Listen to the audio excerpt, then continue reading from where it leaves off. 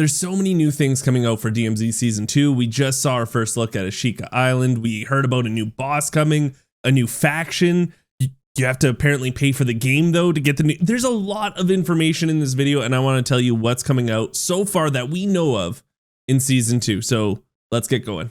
The biggest news we recently got was definitely that the new map is called Ashika Island, and we actually got to see it. It was leaked about a month ago, and there is confirmation that these leakers were correct about everything they were saying. The exciting part is it's going to be a smaller map for the DMZ, right? It's not going to be as small as, say, Building 21 for sure, but it's a lot smaller than Mazarah. And you might want some sort of comparison, so someone did do it on Twitter. And here's Ashika Island versus Rebirth Island. It looks like it's about, I would say, like 1.75 times the size of Rebirth Island, but it is going to be quite a bit smaller. I know what you probably want to ask though, right? Is how many people are going to be on this map? How many teams are going to be fitting on here? I'm not sure. They haven't announced that yet. I'm going to guess anywhere between 7 to 10 if I was to guess. But again, just to keep this clear, that's my guess.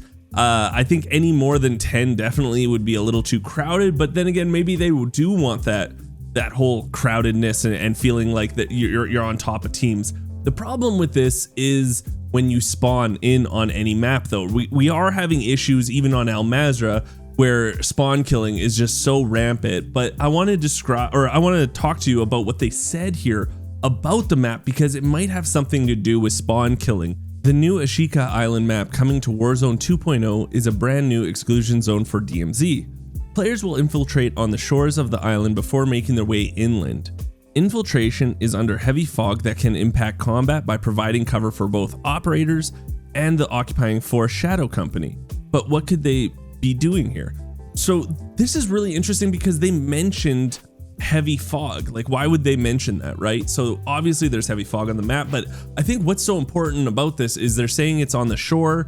That's probably where you're going to be spawning in, is on the shores of this map. So maybe, you know, for the first 60 seconds of this map, there's heavy fog on it, and this way you can't just, you know, look to your left or your right and just quickly team kill someone, right?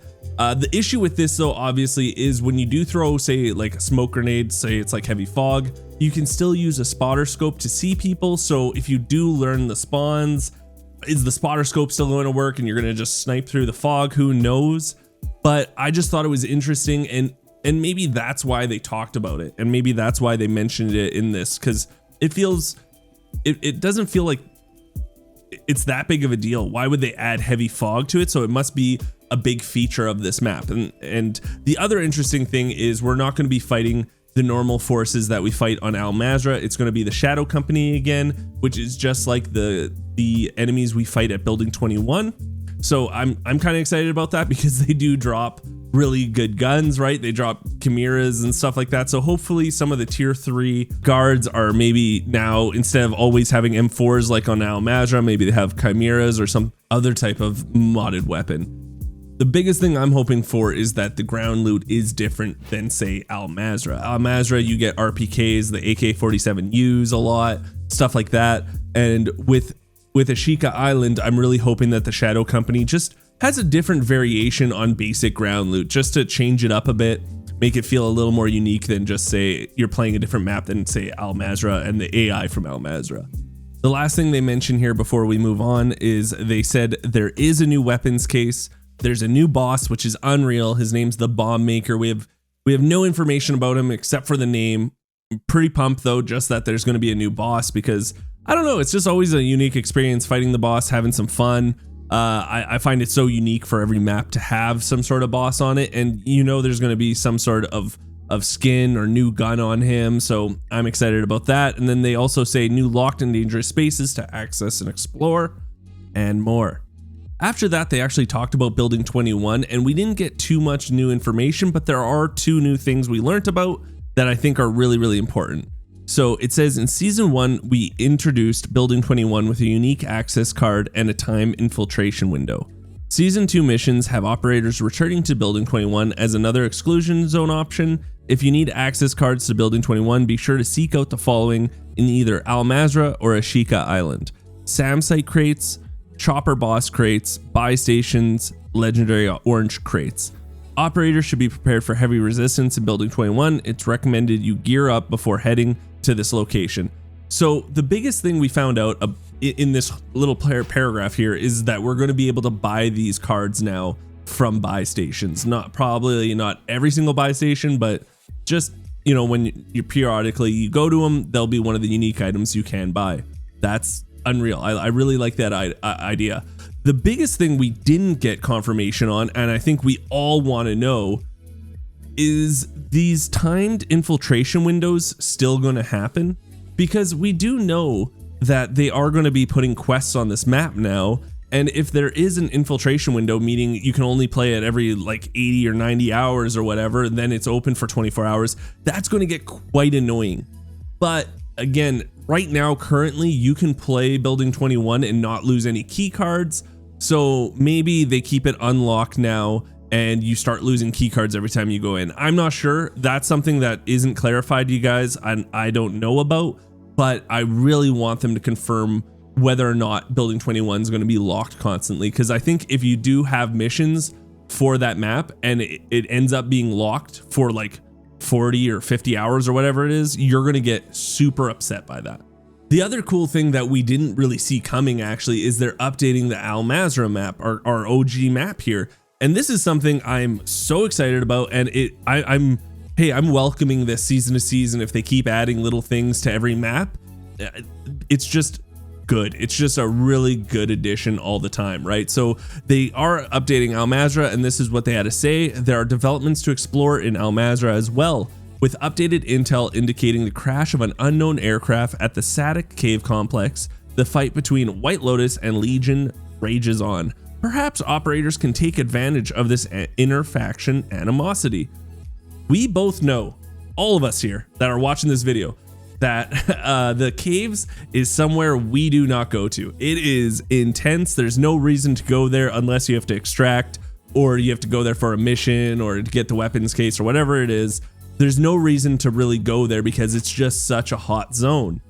I like that they're adding something to these hot zones and having rewards for it, right? So if we do go to this area that, you know, it's just filled with crazy cracked AI, then you're going to get rewarded for that. I think that's the greatest thing. We still don't know what's in the airplane, what's going to be in this crash site. And the other thing they said was the fight between White Lotus and Legion rages on. Perhaps operators can take advantage of this inter-faction animosity. I think it's just about the storytelling about how the crash of the airplane happened. I don't think they're going to have these two factions like fighting each other at the caves, and then we kind of use that to our advantage and maybe sneak in. And some people were speculating that it's going to be like AI versus AI and then we go in there. I don't think so. I think it's just a story plot point for why there is a crash site in the caves now. We did get told that with season 2, there is going to be a wipe in the game. They're going to be wiping everything back to either 0, like your keys, your contraband guns, or your mission progress will go back to, you know, the starting point, because they're going to be doing new missions. But your insured gun slots, it's confirmed that those aren't going away. So if you unlocked your second insured gun slot or your third one, you're going to be keeping those. But they did talk about why they're doing this refresh, and I think that's something that they really needed to talk to the community about, because, you know, the community was very upset about this whole situation, I would say. So these are the main points they mentioned on why they need to do this refresh/wipe. Mission progress in season 1 became too difficult too quickly. As DMZ is still in beta, we deemed it important to be able to rebalance and retune the experience for our players. The key stash will now also be able to hold specific mission items that you must gather from one exclusion zone and bring to another. This allows us to have longer form missions that utilize all our locations. And then the last thing they said was, with the new mission set, we can employ multi-location missions that send players from to Mazarah, to Ashika Island, to Building 21. By incorporating these 3 unique exclusion zones in season 2, we can build an engaging ecosystem across the game with narrative ties. We hope to grow this living world in the future seasons. The biggest highlight of this, I would say, is the key stash will now also be able to hold specific mission items. We have no clarification on what this means, so I'm not really going to guess too much.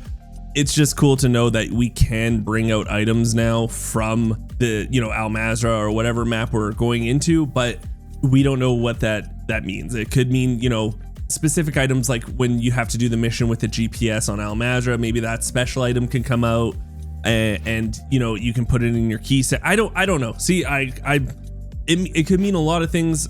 It just means that they are progressing the inventory system, and I think that's something that everyone just wanted to hear. You know, we need an inventory system of some nature. I have talked about this in the past, but we need something unique to do outside of raids sometimes. They also touched on future iterations of this game, meaning are there going to be doing wipe/refreshes every season, or is this a one-time thing? So they said future seasons will bring more changes and content to DMZ. While DMZ is still in beta, our hope is to continue getting feedback to shape future iterations of the game. We do not intend to apply a mission refresh every season. Instead, we're excited to try different approaches each season to continuously improve the DMZ experience. More to come on this in the future. That's great, because this is answering some questions we've been having in the community, whether or not these refreshes are going to be every season or is this a one-off. We're not sure exactly, you know, when they're going to wipe, when they're not going to wipe, but they are letting us know that they are going to be trying different things. And whether or not that means when they add a new map, then that's maybe when they have to wipe, and, you know, because they're adding new missions to different factions. But that's actually a good little, you know, I would say a little roll into the next thing I want to talk about. It's the last thing I want to talk about. So it's this new faction that's getting added into the DMZ, and man, it is making some people really mad, and some people are just really excited and happy that they're getting it. Yeah, we have to talk about this. The good news to tell everyone is there is a new faction coming for the DMZ, and they are going to be bringing us new missions. This new faction is called The Crown, and this British group is shrouded in mystery, but reports suggest they are in possession of dangerous intel. This is awesome. We're getting new missions, new faction. Awesome. What's the downside then, geeks?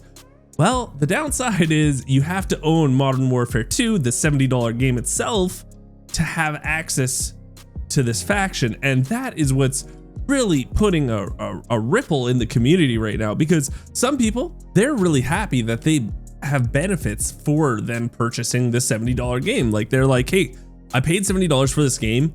I'm happy that I'm getting extra added benefits to the multiplayer games like Warzone because I own it. And this is a really tough one, I have to tell you, because I don't know where I stand. I would like this game to be free to play. I would like everything to be free to play, but at the same time, I know they are going to be a company, and they are going to be trying to make money. It's just what a company does. I get it. Where things are going to get tricky is if they start changing a couple of things up. So, okay, so here's where I am okay with it. If the fourth faction, all it has to do with you unlock some extra skins, it's a couple extra missions, blah, blah, blah. Awesome. I'm okay with that. But where I think, and I'm not for sure, but this is where it's going to get a little tricky, is if they changed how to get insured slots. So currently the way it is when you want to unlock the second insured slot, you have to finish the tier 3 faction mission story. So the last mission in tier 3, if you do all three of them, all three factions, the story mission for tier 3, you unlock the second insured weapon slot. Now, where things are going to get kind of hairy is instead if now you have to complete a certain amount of tasks, right? So say you have to complete now 25 tasks. So for you to complete 25 tasks, it's going to be a lot harder if you only have access to 3 factions instead of 4. You see where I'm going with this? So it all depends on how they make, like, what they do with this faction. Again, I'm gonna have to see the big picture, because right now I really don't see the big picture, and I've got to see what it's going to add to the game. So if it is just skins and whatnot, I'm okay with it. But if it does do something with, like, you know, to unlock things in the DMZ itself, I get where the greasiness is going to be coming. You know what's not greasy though is you guys watching this whole video. It really does mean more than you know. I really want to say thank you. If you are one of the people that do watch all these videos through, I always say, hey, please comment down below something unique so I know you're one of them. And I'm going to ask you guys this question. Do you guys wear slippers in the house? I wish I wore slippers in the house, but I'm just not a slipper guy. Never put on a pair of slippers where I'm like, ooh, I can't take these off in the house. I'll tell you that. Like, I wish I was that, but I can't. So thank you so much. If you enjoyed the video, make sure you subscribe to the channel. It's free for you guys. It means the world to me. Hit the bell, get notified, because we're making a ton of videos. I'm going to tell you, coming up here, you know, us ramping up to season 2, it's going to be hot and heavy with videos. And then once season 2 drops, things are going to get nutty, and I'm going to be trying to put out as much content, informational videos, tips and tricks, you know, highlight videos, everything as season 2 hits. So thank you guys so much for watching, and until next time, I'll talk to everyone later.